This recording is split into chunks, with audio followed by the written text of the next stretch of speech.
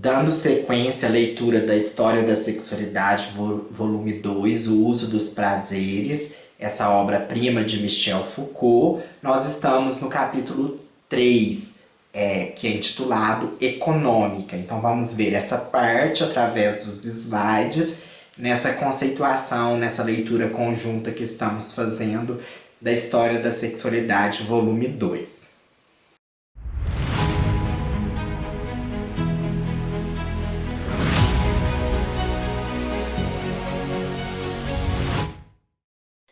Em todo o volume 2, que é o uso dos prazeres da história da sexualidade, Foucault está trabalhando essa questão do uso dos prazeres. Então, no primeiro capítulo, ele faz a problematização moral dos prazeres. E do segundo ao quarto capítulo, ele vai trabalhar elementos da cultura grega clássica em que se trabalhava e se falava a respeito abordava-se a sexualidade. Então, no capítulo 2 que vimos na semana passada, ele aborda a questão do regime, da dietética, do cuidado com o corpo, de censurar, diminuir para ter um corpo são. Hoje, então, ele traz a econômica, que é o capítulo 3 e que vai ser dividido em três partes: a sabedoria do casamento, parte um; parte 2, a casa de Isômaco, e parte 3, três políticas da temperança. Essa parte econômica, ele está relacionando com o casamento, sendo o matrimônio como uma instituição econômica. Então ele começa a parte um, a sabedoria do casamento, trabalhando um libelo que chama Contra Nera. Esse Contra Nera, eu coloco aí para vocês, foi um discurso de acusação proferido pelo Apolodoro de Arcane contra a liberta de nome Nera. Ele foi preservado como parte dos corpos demostênicos, quer dizer, de Demóstenes, que é amplamente considerado pseudo-demostênico, possivelmente escrito pelo próprio Apolodoro. Então, no final desse libelo contra Nera, atribuído a Demóstenes, o autor formula uma espécie de aforismo que permaneceu célebre. As cortesãs, nós as temos para o prazer; as concubinas, para os cuidados de todos os dias; as esposas, para ter uma descendência legítima e uma fiel guardiã do lar. Então, a esposa, o casamento, tinha como função precípua, função principal, a reprodução, gerar descendentes. Então, o prazer ele estava fora do casamento. No casamento não podia se praticar o sexo por prazer, mas praticava-se, né, o objetivo da relação conjugal maior é a procriação.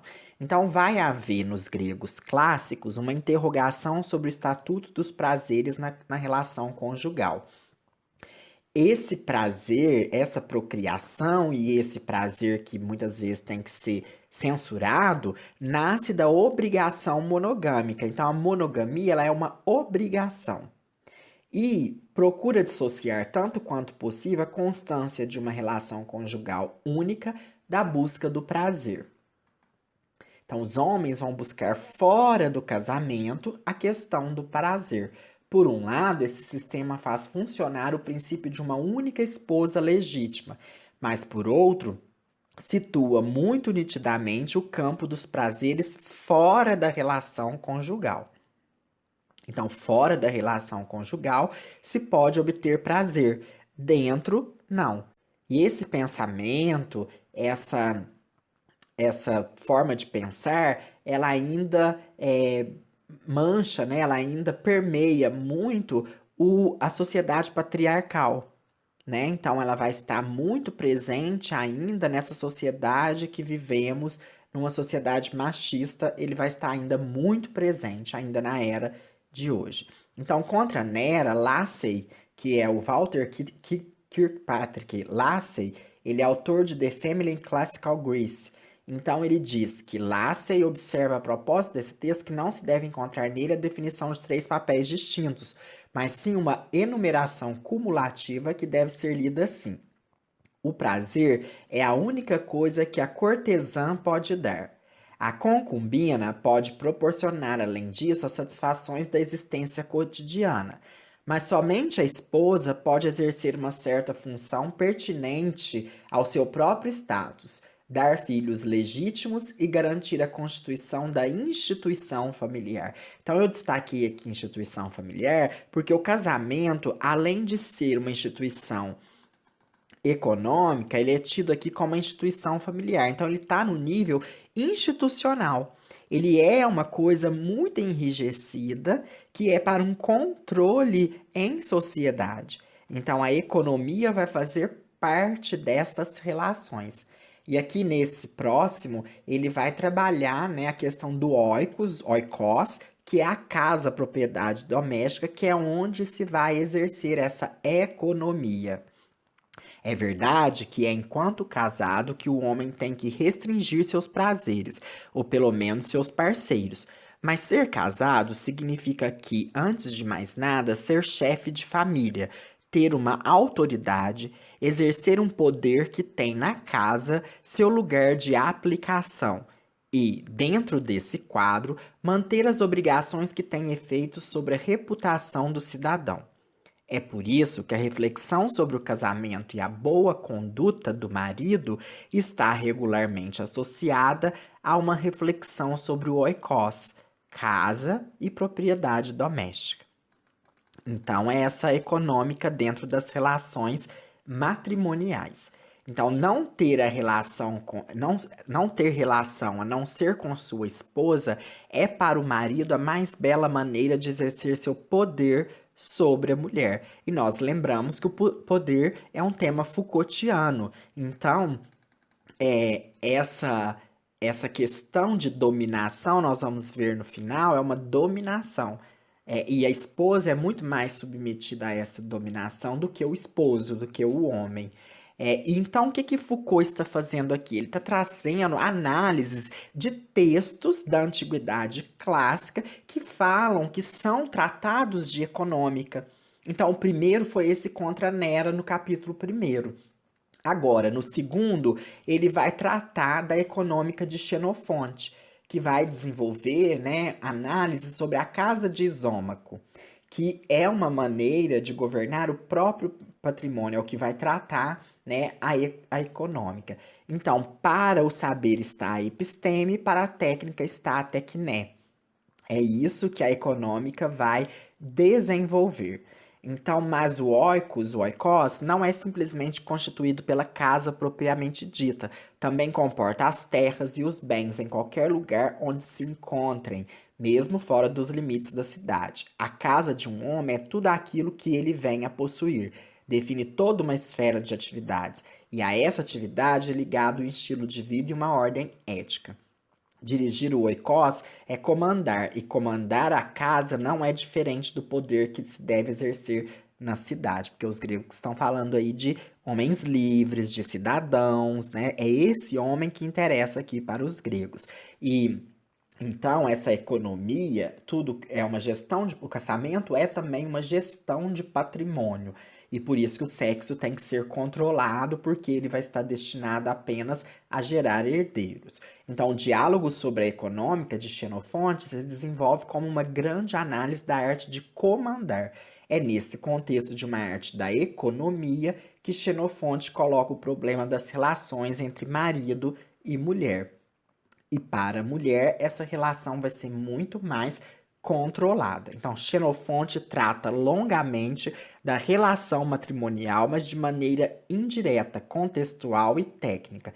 Ele a trata no quadro do oikos, como um aspecto da responsabilidade governamental do marido e procurando determinar de que maneira o esposo poderia fazer de sua esposa a colaboradora, a associada a Sunergos, da qual necessita para a prática razoável da economia.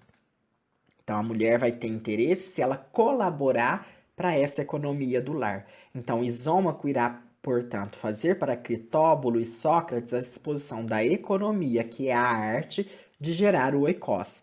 Antes de dar conselhos sobre a gestão de um domínio agrícola, ele começará naturalmente por tratar da casa propriamente dita, cuja administração deve ser bem regulada se quiser ter tempo para se ocupar do gado e da terra, e evitar que todo o esforço aí feito seja perdido por causa de uma desordem doméstica. Então, começa-se a administrar a casa para depois administrar riquezas, propriedades maiores. Então, a casa é um exercício de economia, a administração da casa. Portanto, cada um dos dois cônjuges tem uma natureza, uma forma de atividade, um lugar que se define em relação às necessidades do oikos. Este texto, que é a econômica de Xenofonte, tão detalhado, quando é preciso fixar a repartição das tarefas na casa, é bem discreto sobre a questão das relações sexuais, quer se trate de seu lugar nas relações entre os dois cônjuges, quer se trate das interdições que poderiam resultar do estado de casado. Entretanto, várias passagens do texto se referem à conduta sexual, à moderação necessária e ao apego físico entre esposos.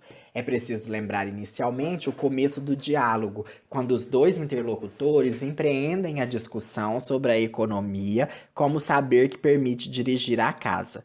É preciso compreender que o casamento, as funções de chefe de família e o governo do oikos supõe que se chegue a ser capaz de governar a si próprio. E aqui, então, está o tema Foucaultiano nessa história da sexualidade que ele está fazendo, que é o governo de si, é a estética, a ética e a estética da existência, que ele vai aprofundar no capítulo, no volume 3, né, que é o cuidado de si. Então, Xenofonte propõe no casamento uma tripla comunidade, comunidade no vocábulo grego chamado koinonia, comunidade dos bens, de vida e comunidade de corpo. É a atração natural que deve servir de princípio às relações sexuais entre esposos e a comunidade de corpo que eles constituem. Então, marido e mulher é uma comunidade de corpo. A encrateia de Isômaco recusa todos os artifícios usados para multiplicar os desejos e os prazeres. Ora, o que mostram a econômica de Xenofonte e o discurso de Isômaco é que, embora a sabedoria do marido, sua encrateia, como também seu saber de chefe de família, esteja sempre pronta a reconhecer os privilégios da esposa, em troca ela deve, para conservá-los, exercer o melhor possível seu papel na casa e as tarefas que lhe são associadas. Então aí é a dominação, o controle em cima da mulher, porque é ela que gera, ela que carrega a vida em seu útero. Por fim, na parte 3, Três Políticas de Temperança, ele traz três textos, né, do século IV a.C. e também do início do século III, que desenvolvem o tema de que o estado do casamento exige da parte do homem pelo menos uma certa forma de moderação sexual. Esses três textos, né, são muitos textos do século IV e do século III, mas três merecem ser mencionados, que é a passagem que Platão consagra nas leis as regras e as obrigações do casamento, um desenvolvimento de Isócrates sobre o modo como Nicócles conduz sua vida de homem casado, e o terceiro, um tratado de econômica que foi atribuído a Aristóteles e que certamente provém de sua escola. O primeiro texto, eles são diferentes entre si, e nos seus propósitos. O primeiro oferece um sistema de regulação autoritária das condutas no quadro de uma cidade ideal. O segundo caracteriza o estilo de vida pessoal de um autocrata respeitoso de si e dos outros. E o terceiro procura definir para qualquer homem os princípios úteis para dirigir a casa. Nós não vamos tratar esses textos em profundidade, eles estão lá no capítulo da Econômica, na História da Sexualidade 2. Então a gente vê que são muitos textos tratando, né, como tratados de econômica. E aí Foucault chega às seguintes conclusões, mas seria preciso sublinhar, para compreender a elaboração da conduta sexual como problema moral, que o comportamento sexual dos dois esposos não era questionado no pensamento grego clássico a partir de sua relação pessoal.